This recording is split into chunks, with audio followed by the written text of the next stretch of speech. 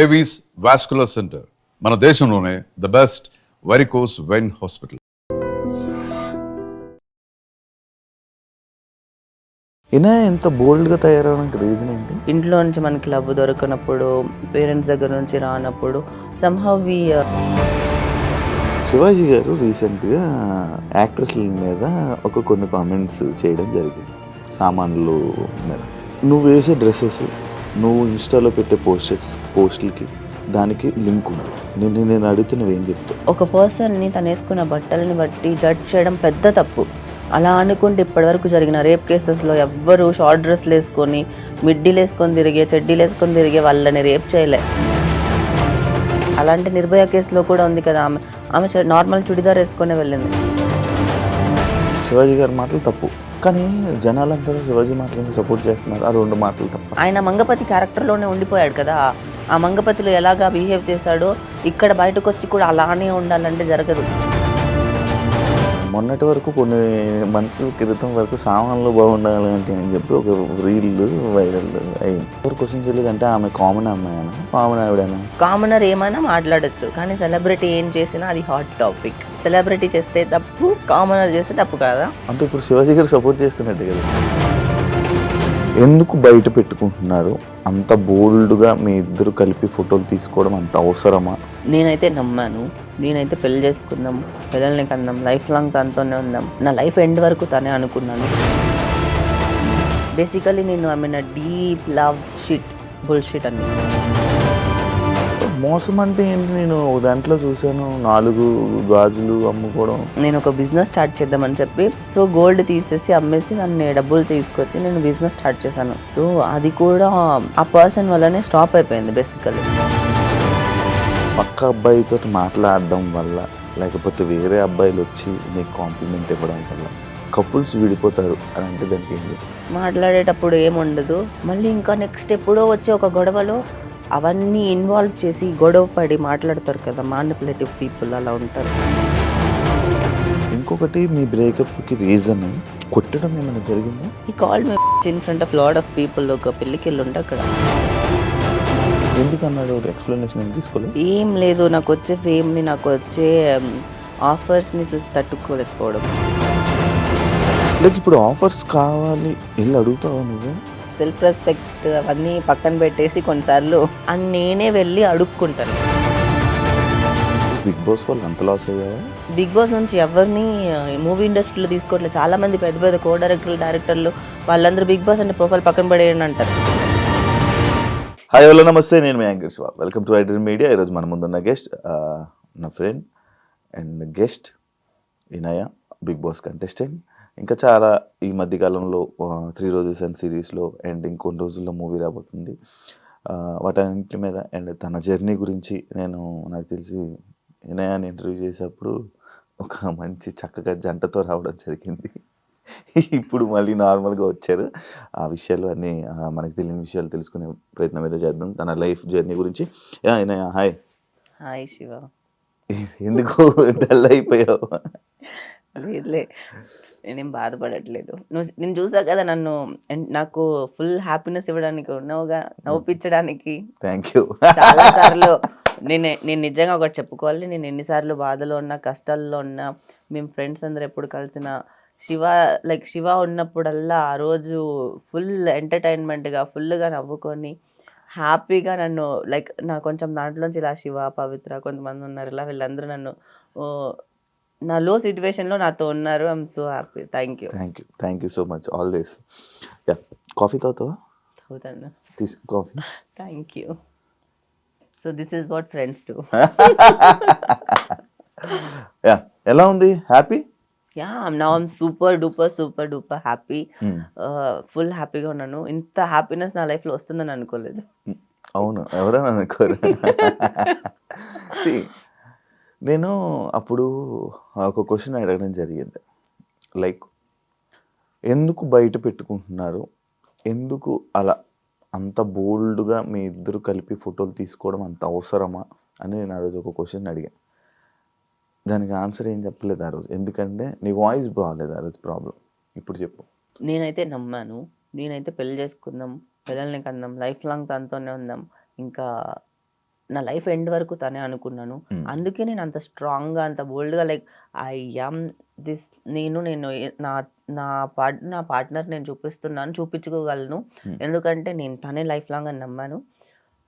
కానీ అది పెద్ద నమ్మక ద్రోహం చేశారు నాతో. ఎందుకు అంటే లైక్ ఇట్స్ నాట్ లైక్ నేను నా సర్వం ఇచ్చినా కూడా అవతల వాళ్ళు దాన్ని యూజ్ చేసుకోవాలి అని అనుకున్నప్పుడు, నన్ను ఫేమ్ కోసం, మనీ కోసం కానీ ఇంకా కొన్ని దానికోసం యూజ్ చేసుకోవాలని అనుకున్నప్పుడు ఎప్పుడో ఒకప్పుడు మాస్క్ బయటపడిపోతుంది కదా.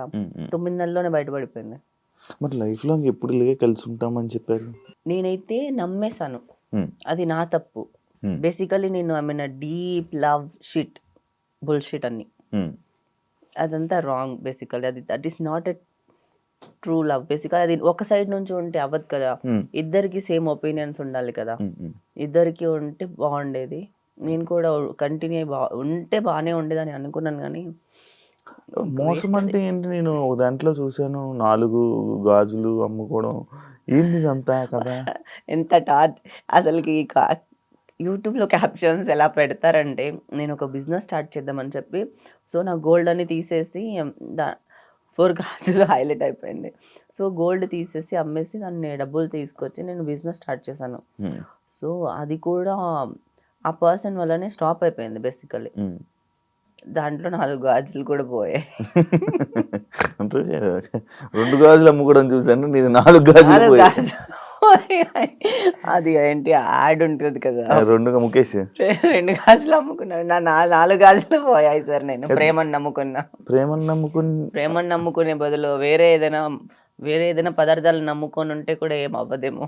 మొత్తం డబ్బులన్నీ లాస్ అయిపోయినా? డబ్బులు పోయాయి. ఎంత ఉండొచ్చు? అది వదిలేదు.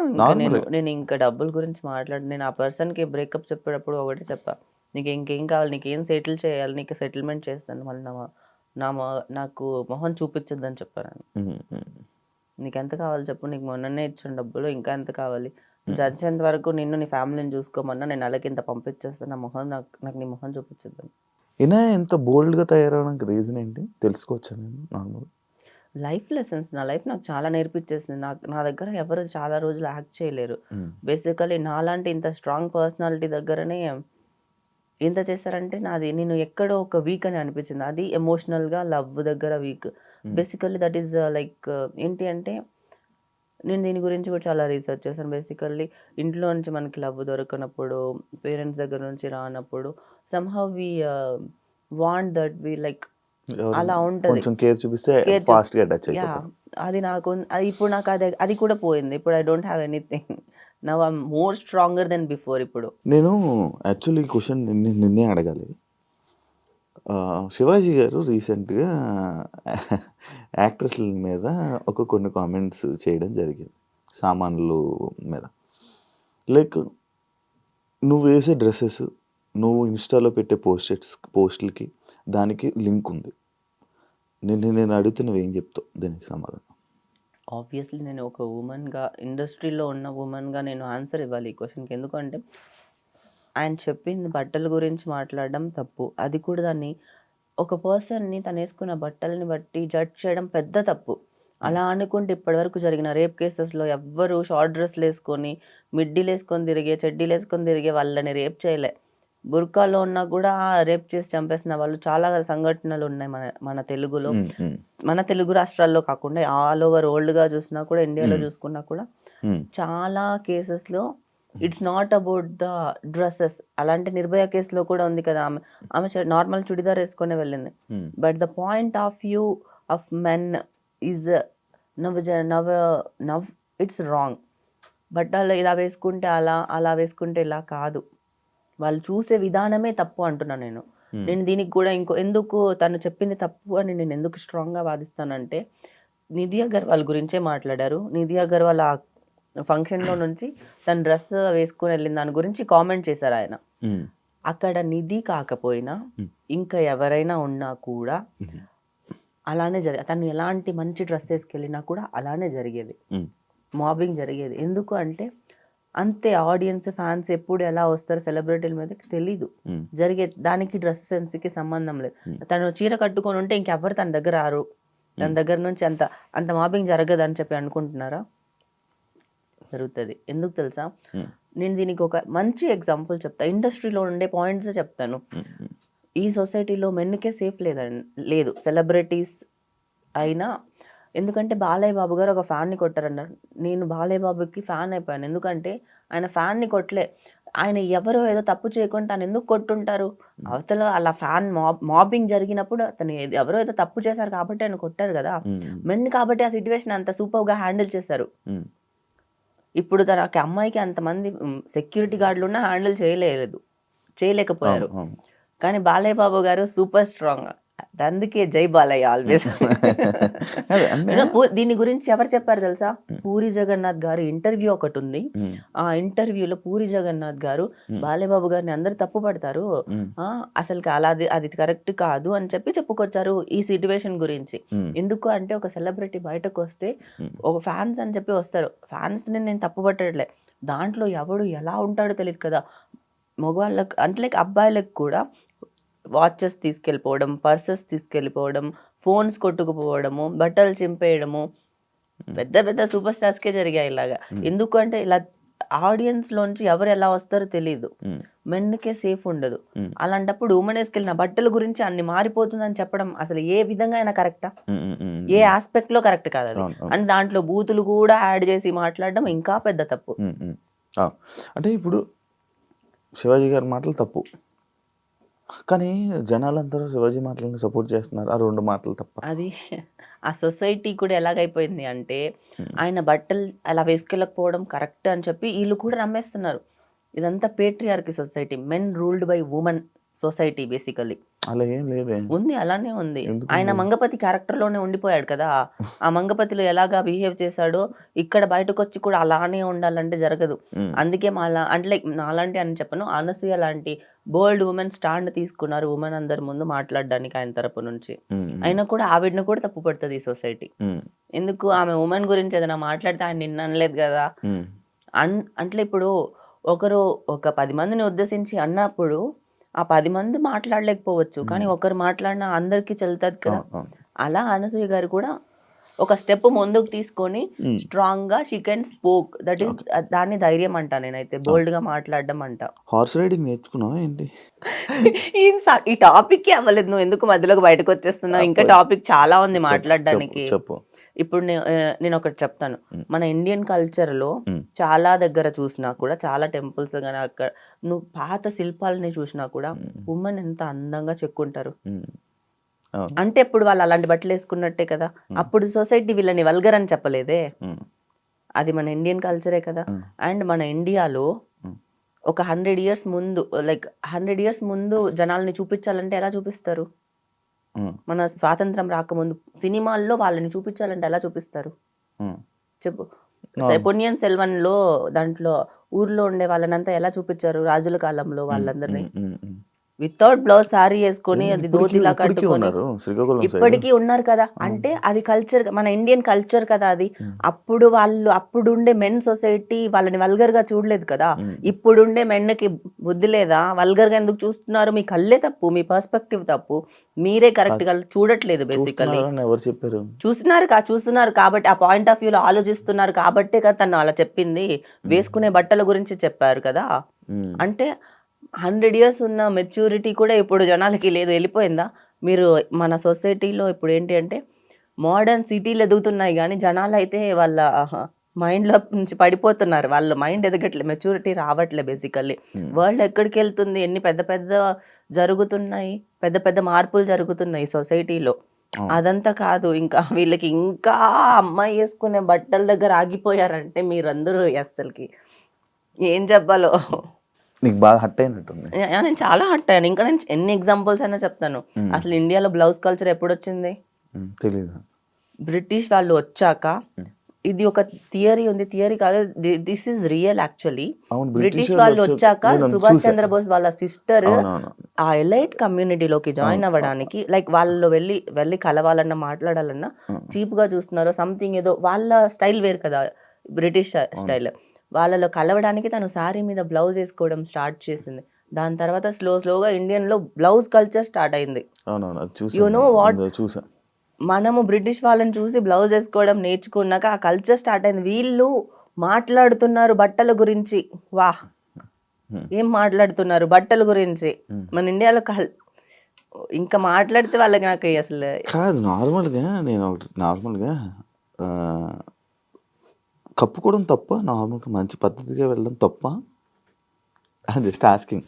ఓ చీర కట్టుకొని బ్లౌజ్ వేసుకొని మంచిగా పద్ధతిగా ఉండడం కానీ లేకపోతే అని అంటారు కదా, లైక్ అది అలా వెళ్ళడం తప్ప, అలా ఉండడం తప్ప. సరే మూవీస్ తీస్తున్నారు, మూవీస్ లో అన్ని పద్ధతిగానే తీస్తున్నారా? లేదు కదా. ఎలా కావాలంటే అలా డ్రెస్సింగ్ సెన్స్ మారిపోయిందా? ఎవరికి కావాల్సినట్టు వాళ్ళకి వేసుకుంటారు కదా. ఇప్పుడు అది నువ్వు అలా వెళ్ళడం తప్ప అంటే తప్పు కాదు, అలా కూడా వెళ్ళొచ్చు. డ్రెస్సింగ్ అనేది వాళ్ళ ఇండివిజువల్ పర్సనల్ ఒపీనియన్. వాళ్ళకి ఎలా కావాలనుకుంటే అలా వేసుకుంటారు.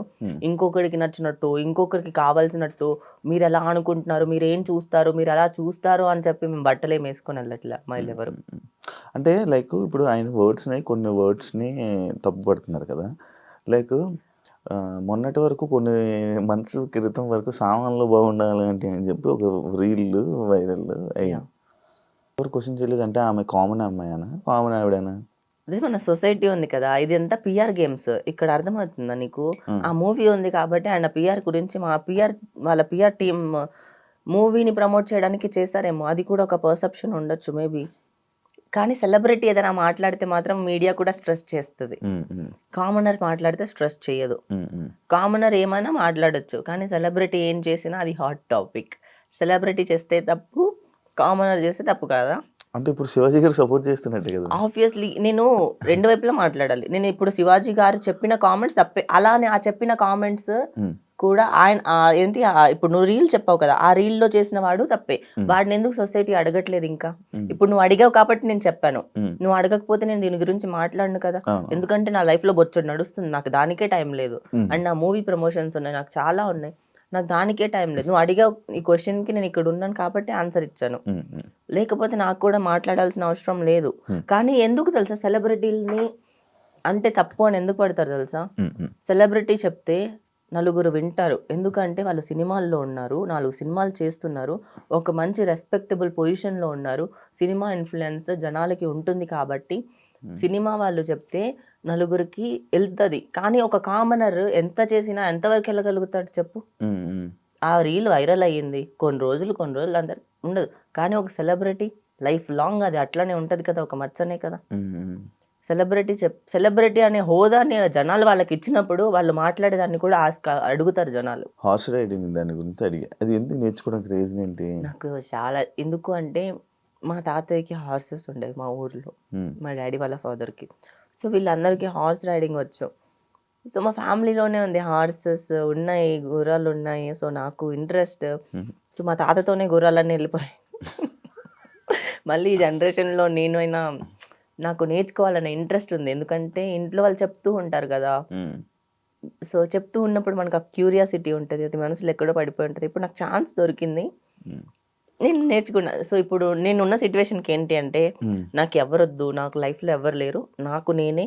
సో నేను ఖాళీ ఇంట్లో కూర్చుంటే డిప్రెషన్ చచ్చిపోతా కదా. So I want to explore new things in my life, new skills I want to learn. తర్వాత చాలా కొత్త విషయాలు చేయాలి, క్రేజీ చేయాలి. I want to be happy in every situation. I want to do crazy. కాదు, ఇప్పుడు హార్స్ రైడింగ్ చేస్తారు కదా, ఎగురుతూ ఉంటాం కదా, నొప్పి పెట్టదు, బ్యాక్ పెయిన్ వస్తుంది. అది కుర్చీ కూడా చాలా రాడ్ లాగా ఉంటది. ఏం లేదు, కర్ర పెట్టుకొని మా గైడ్ తను నేర్పించాడు. ఇంకొంతసేపు నేను చేయకపోతే నన్ను కొడతాడేమో అనిపిస్తుంది నాకు. అవునా? అంత స్ట్రిక్ట్ ఉంటుందా? చాలా స్ట్రిక్ట్ ఉంటారు. మై గురు చాలా స్ట్రిక్ట్ గా నేర్పిస్తారు. నేను నార్మల్ గా హార్స్ ని తీసుకొని వాక్ వెళ్ళిపోతాను, హార్స్ లో నార్మల్ గా వెళ్ళిపోతాను. But I'm not a pro rider. ఇప్పుడు హార్స్ రేసింగ్స్ లో అంత ప్రో రైడర్స్ ఉంటారు, అంత ప్రో కాదు. నేను హార్స్ మీద కూర్చొని హార్స్ ని తీసుకొని వెళ్ళగలను, నడిపించగలను, అక్కడ వరకు వచ్చాను. ఇంకా దాంట్లో లెవెల్స్, స్టేజెస్ ఉంటాయి. సో నేను దాంట్లో ఒక లెవెల్కి వెళ్ళిపోయిన తర్వాత అప్పుడు గేమ్స్ ఆడతా దాంట్లో, పోలీ అంటారు. అవును, పెద్ద ప్లాన్స్ ఉన్నాయి. సో చెప్పు. సో పోలో ఛాంపియన్ అవ్వాలి అంటే లైక్ అంతా లేదు, దాంట్లో మొత్తం వెళ్ళిపోతానేమో. పోలో అనే గేమ్ ఉంది దాంట్లో, అంటే లైక్ ఆ హార్స్ రేస్ అంత నేర్చుకున్న తర్వాత పోలో ఉంటాయి, హార్స్ రేసింగ్స్ ఉంటాయి. దానికంటే ఒక సపరేట్ ఒక వరల్డే ఉంది. నేను ఇందాకే అడగాల్సిన క్వశ్చన్, ఎందుకని నార్మల్గా అంటే లైక్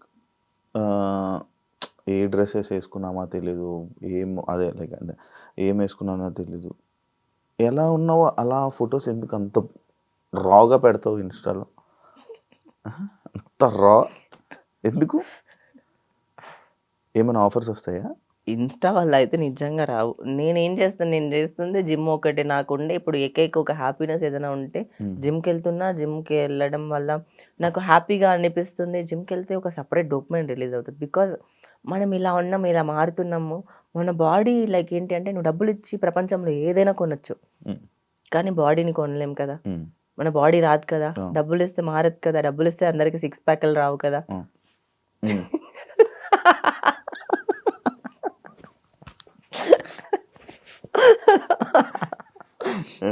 డబ్బులతో ఏదైనా కొనొచ్చు. డబ్బులతో కొనలేనిది ప్రేమ అంటారు కదా! దాంతో పాటు ఇంకొక థింగ్ నేనేమంటానంటే మన బాడీ.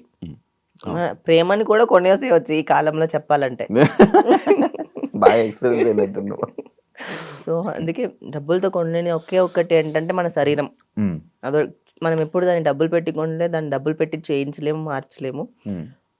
దాన్ని జిమ్‌లో మార్చుకుంటే వచ్చే సాటిస్ఫాక్షన్ గురించి ఒక్కసారి ఆలోచిస్తే చాలు. చాలా హ్యాపీనెస్ అనిపిస్తది. సో, అందుకే నేను జిమ్ వెళ్ళిన జిమ్ ఫోటోసే పెడతాను అంతే. ఇంకేం లేదు నా లైఫ్‌లో. ఏం మిగల్లే. ఫుల్ డిప్రెషన్‌లోకి వెళ్ళావా? ఎళ్ళా. అవునా? ఎళ్ళా. ఫుల్. వెళ్ళా డిప్రెషన్‌లో. బట్ నేనెప్పుడు మరీ అంత లో అయిపోయేదైతే అంతలాగా అది ఇనాయనే కాదు. అంత లో అయిపోయి చచ్చిపోయే రకమైతే ఇనాయ కాదు. ఈ మధ్య 3 రోజెస్‌లో లైక్ ఇంకో కొన్ని సినిమాల్లో సర్లే నువ్వు ఫ్రెండ్ అయిన పేర్లు మర్చిపోయావు నాకు తెలుసు. సరే. మంచి మంచి బచ్చల్ మల్లి, భైరవం, శివం బజే, జాట్, 3 రోజెస్. ఇన్ని మూవీస్ ఎప్పుడు చేసినవి ఇవన్నీ? లాస్ట్ ఇయర్ అంతే. లాస్ట్ ఇయర్ నుంచి చేసావు. లైక్ నువ్వు లాస్ట్ టైం నాకు ఎప్పుడు చెప్పినట్టు గుర్తు, నేను లీడ్ రోల్స్ కోసమే మ్యాక్స్ ట్రై చేస్తాను అని చెప్పావు. లీడ్ రోల్స్ కాదు, నెగెటివ్ లీడ్స్. యాంటాగనిస్ట్. ఎందుకు? మనము చాలా క్లారిటీ మాట్లాడుకోవాలి. ఇప్పుడు నేను ఇండస్ట్రీలో ఉన్నాను. ఎంతమంది రావట్లేదు, ఎంతమంది ఫుల్ రెడీగా ఉన్నారు ఏం చేయడానికైనా. 16 ఇయర్స్‌కే వచ్చేస్తున్నారు. చాలా like it's industry is like ఇప్పుడు మన తెలుగు అమ్మాయిని బిగ్ బాస్ తర్వాత మళ్ళీ నాకు లీడ్ రోల్స్ ఇవ్వమని చెప్పి నన్ను అడిగితే ఇండస్ట్రీలో లేకుండా చేస్తారేమో. ఉండను, నేను ఇంకా కనిపించను. నేను అందుకే క్యారెక్టర్స్ చేశాను అన్నిట్లో. I don't have any regret for doing the characters. ఎందుకంటే నేను యాక్టింగ్ నన్ను చేయగలను, నాకు నమ్మకం ఉంది. సరే నేను క్యారెక్టర్స్ చేసుకుంటాను, నాకు ఇంపార్టెంట్ క్యారెక్టర్స్ ఇవ్వండి అని అనుకున్నాను. ఇంపార్టెంట్ కాకుండా ఇలా వచ్చి ఇలా ఇప్పుడు వెళ్ళిపోయిన మూవీస్లో తెలియట్లే ఇలా వచ్చారు. అయినా చేశాను. సరే కొన్ని లీడ్ రోల్స్ వచ్చాయి. కొన్ని ఈటీవీ విన్‌లో ఒకటి మధుశాల అని ఉంది, ఇంకొకటి క్రాంతి అని ఆహాలో ఉంది. కానీ అవి ఏంటంటే అంత వెల్ ప్రమోటెడ్ కాదు. ఓటీటీ మూవీస్ రిలీజ్ అయ్యాయి, రిలీజ్ అయినట్టే ఎవరికి తెలీదు. సో అలా ఉన్నాయి. ఇంకా 3 రోజెస్ ఏంటి అంటే వెబ్ సిరీస్ కాబట్టి దానికి ఇప్పుడు ప్రమోషన్ బాగుంది కాబట్టి నా క్యారెక్టర్ కొంచెం బయటకొచ్చింది. అండ్ దాంట్లో కూడా ఏంటి అంటే ఒక డ్యువల్ షేడ్ ఉన్న క్యారెక్టర్. దాంట్లో కూడా లీడ్ కాదు నేను చేసింది. ఒక కామెడీ రోల్, వైవ హర్ష పక్కన నాది ఒక డ్యువల్ షేడ్ ఉన్న క్యారెక్టర్ చేశాను. లైక్ ఇప్పుడు ఆఫర్స్ కావాలి వెళ్ళి అడుగుతావా నువ్వే?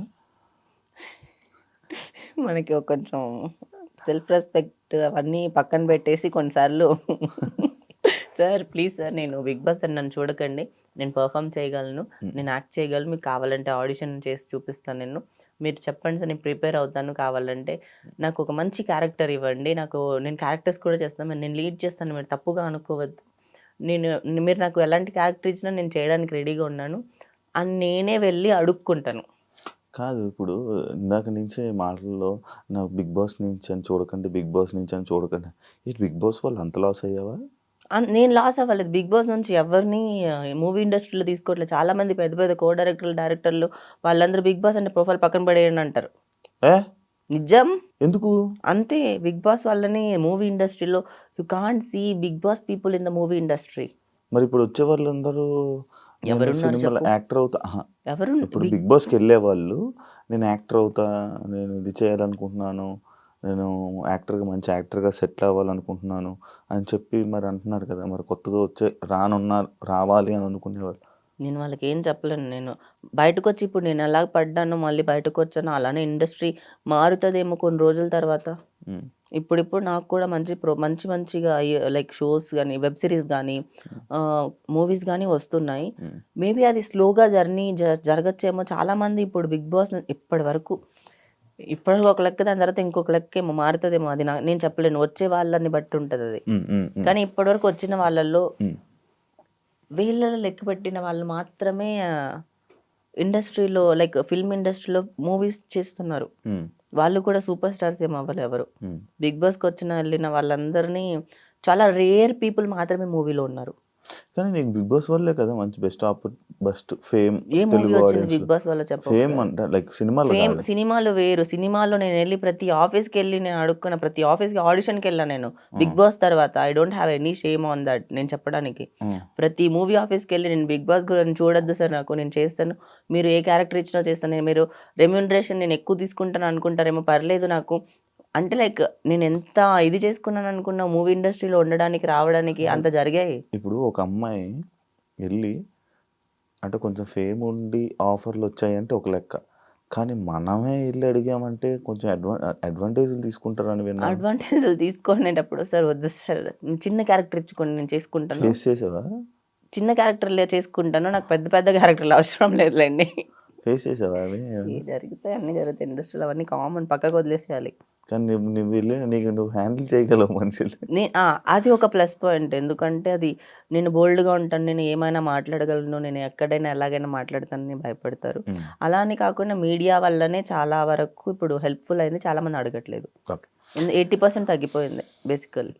ఓకే, నాకు ఒక డౌట్ ఉండే, ఇది పర్సనల్ కోసం. పొసెసివ్నెస్ పక్క అబ్బాయితో మాట్లాడడం వల్ల లేకపోతే వేరే అబ్బాయిలు వచ్చి నీకు కాంప్లిమెంట్ ఇవ్వడం వల్ల కపుల్స్ విడిపోతారు అని అంటే దానికి ఏం చెప్తా? గొడవలు అవుతాయి.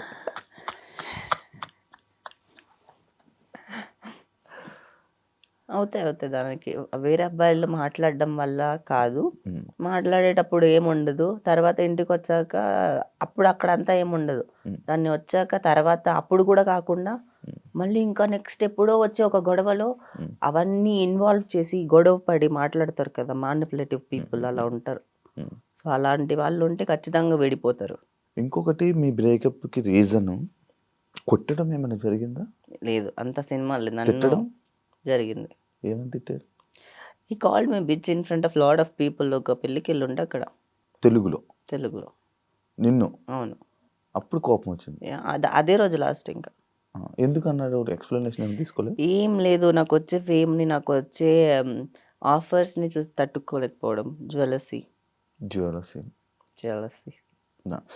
సోషల్ మీడియాలో మన గురించి, మన పర్సనల్ లైఫ్ గురించి ఏదైనా సోషల్ మీడియాలో పెట్టుకుంటే దిష్టి కూడా తగులుతుంది. నమ్ముతావా? దిష్టి కూడా తగులుతుంది. మేబీ అది దిష్టి వల్ల కూడా పోయి ఉండొచ్చేమో నా లైఫ్. అందుకే నేను సోషల్ మీడియా ఫోటోషూట్ చేయడం కూడా వదిలేసాను నేను. నేను ఇన్స్టాకి అంత దూరంగా ఉంటున్నాను. నేను ఈ ఇయర్ అంతా చూసుకుంటే నా ప్రొఫైల్ ఫోటోషూట్స్లే లేవు. ఎక్కడ ఏ బట్టలు మంచిగా వేసుకొని ఫోటోషూట్, కామన్గా నార్మల్గా ఎక్కడికో వెళ్ళింది, నార్మల్గా ఉండింది, ఇవే ఫోటోలు పెట్టుకున్నాను తప్పితే ఏం లేదు. ఓకే, ఇంకొకటి జనాలందరికీ, ఇనాయ ఇంటర్నేషనల్ ట్రిప్స్ లైక్ అటు దుబాయ్, యుఎస్ వెళ్ళలే. నేను యూఎస్కి వెళ్ళలే, యూకేకి వెళ్ళలే. ఎక్కడెక్కడికి వెళ్ళావు? నేను వెళ్ళింది 4 కంట్రీలకి. దానికి ఇంటర్నేషనల్ ట్రిప్స్ తిరుగుతుందని చెప్తారు. దుబాయ్కి వెళ్ళాను, బ్యాంకాక్కి వెళ్ళాను, తర్వాత శ్రీలంక వెళ్ళాను, ఇంకా ఎక్కడికి వెళ్ళాను, సింగపూర్, మలేషియా వెళ్ళాను, అంతే.